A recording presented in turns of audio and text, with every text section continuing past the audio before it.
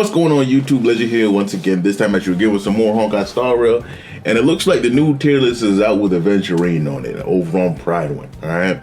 And this tier list people take pretty seriously. They take it to account a lot when it comes to trying to help determine the value of characters. Of course, not the end all be all, but sometimes it just kind of helps paint the picture of how valuable a character is to your account.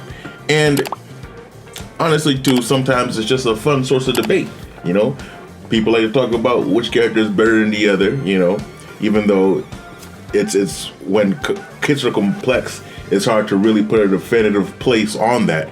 But tier lists are fun anyway. I don't know, sometimes arguments about it are fun. So we're gonna take a look at it. We're gonna take a look at this tier list, and then what we're gonna try and do is we're gonna try and make our own, okay?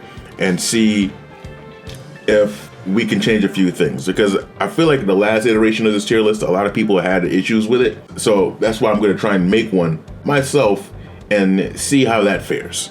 But first, let's look at this and see if I even want to make any changes, because I haven't looked at this yet. So we'll start off with the damage dealer category. It looks like they have Acheron and S+ where she belongs. I think that is hands down where she belongs. She is the best damage dealer in the game, hands down. Other people don't really come close. We've talked about it before. I made a video about how I think she might be too strong, and it makes me worry about the power level of everything. She's a monster. She deserves a top spot. But one thing I don't like is that she's on the same level as Dan Heng and Jing Liu. I feel Dan Heng and Jing Liu are on the same level, but they are not on the level of Acheron. And I feel like a lot of people agree with that. Now, you can look at it as like, well, you can't get much higher than S+. So like, doesn't matter how farther she is on the top, they're all still on the top. And I can get that, but I don't think it truly paints the picture of value when it comes to each damage dealing unit. So which is why I think they should have separate places. Which would mean, I don't like the idea of making more tiers like, oh, there's a SS+ tier or something like that. You know, I don't like the idea of that, you know? I think it's just more so characters need to move down. That simple as that, you know? Because if you look at S tier, let's say if I moved Dan Heng and Jing Liu down a tier, they are not on the level of Ratio, Jin Yuan, and Sealy. They are above them. So guess what that means? Oh, and obviously Xing Shui too. Guess that means they gotta move down, and we gotta move some stuff around here. So we'll see what happens when we put it on our tier list right there. But I do think the damage dealer section of this needs to be worked around. I think Acheron shaked up the meta, and based on what we have available to us, I think a good amount of changes need to be made. All right. So we're gonna rework this whole thing in our tier list here. We have the specialist category, which honestly, I agree with. I agree with the specialist category for the most part, I should say, for the most part. But Su Shang being in the specialist, I guess because she's a breaker, you know, I guess that works. I haven't used Su Shang since like the game's beta, you know? So like I'm a little rusty on her, but she has been outdone. It is what it is. In the beginning of the game 1.0, I'll be like, yo, move her up a couple notches, move her up to A tier. But in 2.1, I don't know, man. There's a few things that I'd rather do.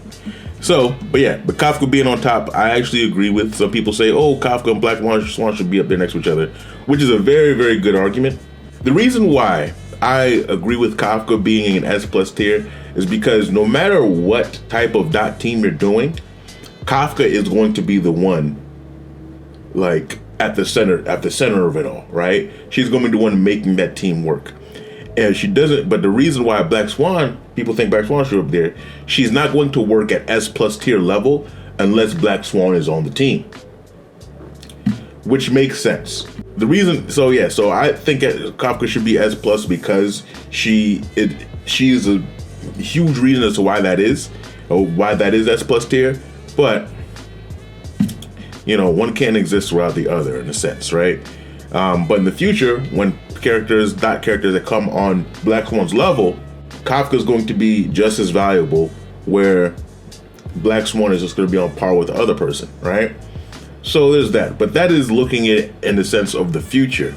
In the sense of now, Black Swan and Kafka are kind of even, right? So maybe we should put Black Swan in S plus tier, as long as Kafka and Black Swan are a package deal. But you know, if we look at when our tier list goes, maybe I don't want S plus to be too crowded. So we'll see how that goes. We'll think about it a little bit. Then we have Topaz here, who is an S tier. Now, Topaz, I do agree with this one here. I agree with most of the specialists, because when it comes to follow-up teams, like, people at this point, I feel like a lot of people understand that Topaz doesn't hit hard, but she hits often. And when you're on a team that you want a lot of follow attacks to happen, she enables that. So with Aventurine now, she enables him to hit his follow-up attack much more often. She can help get Dr. Ratio's ult damage out quicker, and she can break shields. If she can break shields quick, she can do a lot of things, right? So I think that she is one of those characters that are future-proof, and the more follow-up attack options we have, the better she becomes, right? So there's that. I don't think she's on the same level as Kafka in that sense, because Kafka is going to be like the centerpiece, whereas like teams still may be able to work very well without Topaz, but I think they'll be working better than that. Because like when I test like my Dr. Ratio team, where I have, do I use Silver Wolf to apply all the debuffs, or do I use my E0 S0 Topaz? And I found that if the enemy has some type of fire weakness, then Topaz does supersede. So there's that. Yeah, and then we look at these here. I do kind of think Gwyneth belongs with Luca and Sampo. I do think that, especially since we have Black Swan as an option too. I mean, he does go good with Black Swan if you don't have Ron May or Kafka, but I do think Gwyneth belongs there with them. That's my take on it. She's a AoE debuffer.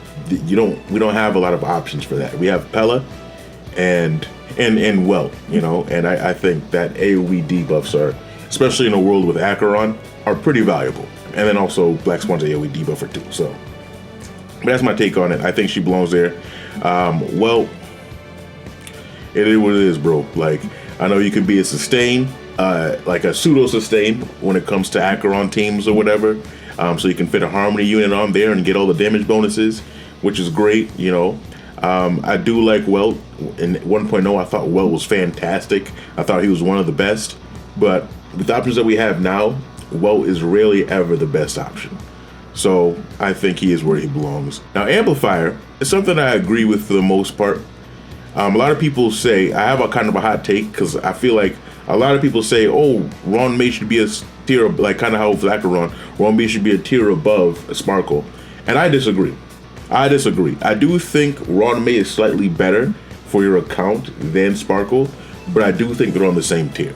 I just think Ron May is just higher up on the tier, because Sparkle does a lot too. I feel that when it comes to these cracked Harmony units, they need to have not only buffing, but they need to also have something that they bring to the table. If you don't have that feature anymore brought to the table, then things just feel much less convenient, and it doesn't feel good when they're not on the team. And I think that Sparkle brings that level of comfort, that level of benefit, to where if Sparkle's not on the team, you feel like you're missing out. Ron May, when she's on the team, she's buffing up everybody, which is huge. She's taking down elemental resistance, which is huge. She's giving weakness break efficiency, which is huge, and she's extending that break. She does a lot of things, and when she's not on the team, you can feel it, all right? But Sparkle is essentially the same, because with Sparkle, she's giving you a bunch of skill points, so now you're playing different, right? She is buffing the hell out of one unit, which is obviously great when it comes to hyper carry team comps, right? She is also buffing the team a little bit, right? And she is allowing you to change the build of your main DPS, so you can put attack boots or whatever they scale off of boots on them and have them deal more damage themselves, and then buffing them on top of that. That is huge. That is huge. When you can change the build people don't fully understand when you change the build of a character, right? To have attack boots, let's say, if they're attack scaling. Attack boots have a much higher percentage of chance to drop than speed boots. Meaning you have more opportunities to get a cracked attack boot than you have to get a cracked speed boot. And that, like, my ratio is a perfect example. Because my ratio, I have cracked it. I mean, they could be better because I got a couple flat HP rolls. But my boots, I think, are in good shape. And my speed boots, all they have is crit rate on them. There's no crit damage, things like that. And the amount of speed boots I have greatly, they go down much more than the amount of speed boots I have. Now, I know it comes down to luck, but it gives you more opportunity. So I do think having attack boots on your DPS is huge, right? It's huge for my ratio. It's huge for a lot of characters. Again, Ron May brings a little bit more to the table, but Sparkle is right up there in the same tier, and I heavily agree with that, right? Now, I do think S tier is looking pretty good. Some people say that Pella and Silverwolf should switch places. I don't think they should switch places. I think Pella should move up. I think the fact that she is down here in A tier is kind of crazy, especially in a world with Acheron. The world with Acheron, I just don't. She's S tier. I don't know what to tell you, right? Now, I do think that Silverwolf is good. How do I say this? I think Silverwolf was A tier before this patch. I think Silverwolf was A tier before this patch, and then in this patch and next patch, I think that she is solidified herself in S tier, because there is more and more situations where Silverwolf is one of the best options. I do think that, and I think that she belongs in S tier right now. I think she was in S tier a little bit too soon, but I think she belongs there. And so does Pella, because Pella is an AoE defense shredder. Until an AoE defense shredder that can do similar job to this, because you can say, oh yeah, well, Black Swan does an AoE defense. She does 20%. Pella does with the light cone. She can do what, 58% AoE? Come on, bro. That's a lot. That's a lot. Okay. So these guys are the S tier for me. So yeah, and this video is getting kind of long, so I don't know if I'm going to like really explain my placements and then when I actually put it on the tier list and just kind of show that, because I feel like I've been explaining my thoughts when it comes to it a lot. Maybe Asta and Hanya should move up, and Yukon could probably stay where she is. Or maybe she can move up to B, and then C and D just stay empty for Harmony, because Harmony Harmony as a whole is just a cracked class. You know, you'll want some type of Harmony on your team. You know, so yeah, maybe just move everybody up with tier and move Pella up to S, and then yeah, sustain. Lo and behold, our new boy here, Aventurine, who is rightfully so cracked, right? Now, granted, it's not saying that Aventurine is higher than Fu Xuan. This is just alphabetical order. But I do think they're equal. I talked about it a lot in the Fu Xuan versus Aventurine video that I made. So I won't repeat everything I said in that video. But I do think they belong on the same tier. Without a doubt. Without a doubt in my mind, I think they belong on the same tier. You are not dying with either of them on the team. You do not need another sustain when they are built with just the right stats. You know, it's fantastic. It's a fantastic thing. You can get him to deal noticeable damage, which is one thing I underestimated. I do, like, right now I have him E0, S0, and he's doing like 30k a follow-up attack, which is fantastic, and his burst can do upwards of 70k, which is, I mean, if I'm talking about a DPS, that doesn't sound too good, but I'm talking about sustain here, and especially in a follow-up team where he's able to do that more often, that's pretty good. That's pretty good. I will say that. I will say that. So, you know, because if I do a burst and then a follow-up attack, that's like 100k right there that he's doing by himself. Come on.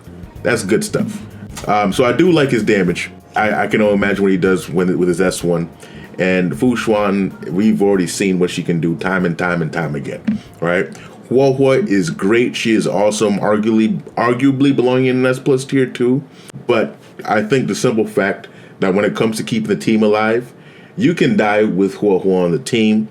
I mean, you got to mess up. You know, it is a misstep on your part if you do die, but you can die. Isn't that hard to mess up enough to get Huahua to get your team to die with Huahua on there?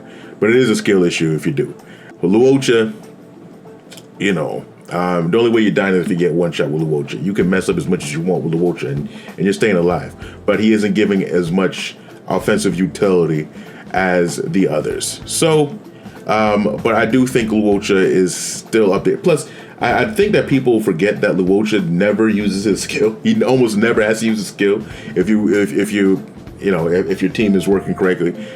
He's just auto-attacking the whole time. He's super SP positive. If you're with a team and you're struggling with SP because your sustain might have to take one every once in a while, Luocha is still fantastic, you know? And characters that, and like I said before in another previous video, where I think we're kind of heading toward a meta where we're coming with more niches, more subcategories of the hyper carry and dual DPS team, where we're having follow-up of teams, we're having the traditional hyper carry, we're having dot teams, maybe break teams. And I do think one of those type of teams that we're going to be looking at might be teams where, like Jing Liu or Blade, where we're looking at absorbing, taking HP in order to dish out damage. And I think in teams like that, Luocha will still be very useful in those teams. So I don't think people dogging on him and stuff like that, I think they might need to calm down a little bit, because I think his time is still kind of here, and I think he is going to see an improvement in usability. Yep, and then we have Gallagher and Lynx on the same level, which I think I'm not sure if I want to have these two guys switch places. More so, actually, I think moving Japard up to A would be the right move, and leaving Bailu down there. I think that might be the right move, because as somebody who's used both, I personally think that Japard is better than Bailu. I just do. I do think that neither of them can do anything about crowd control. They don't have cleanse, but when your character is crowd controlled, but they have a shield on, they're still not going to take damage. Whereas with Bailu, you're still taking damage when you're getting crowd controlled. And if Bailu's the one that's crowd controlled, then, you know, you're in for some trouble. Yeah, I put her up there. And then we look at C tier. I agree. Where's Trailblazer is over in Specialist. Sure. I guess, right? Sure. I mean, maybe he belongs in B tier, but I think he might belong in B tier, honestly.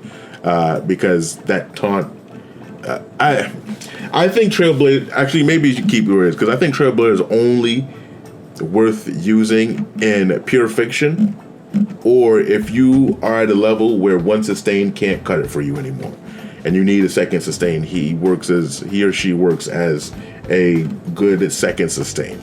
And I think in those situations they're great, but outside of that situation, because what's meta is to use one sustain. So, and they're just not that sustain. You're not that guy, pal. Trust me. You're not that guy. Them being a specialist for break, sure, I guess. Let's just take a moment to kind of put together our tier list and where we think things should go. All right, so let's do it. Since we can't separate into tiers like this, we're just gonna put everybody on the same tier regardless of class, damage dealer, specialist, whatever. Okay.